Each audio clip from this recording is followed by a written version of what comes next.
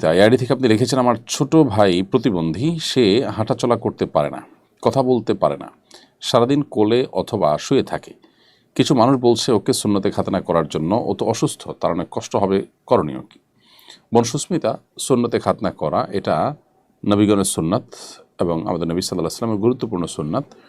সন্দেহাতীতভাবে সুন্নতে খাতনা করার চেষ্টা এটা প্রশংসনীয় এবং এটা করা উচিত, কিন্তু একই সাথে এও মনে রাখতে হবে যে বিষয়টি সুন্নত এবং ফরজ পর্যায়ের নয় বা ওয়াজিব পর্যায়ের নয়। যদিও এই সুন্নতটা অন্য সাধারণ সুন্নতের মতো নয়, বরং এটা শেয়ারে ইসলাম বা ইসলামের নিদর্শনগুলোর মধ্যে থেকে একটি অতি গুরুত্বপূর্ণ সুন্নাহ।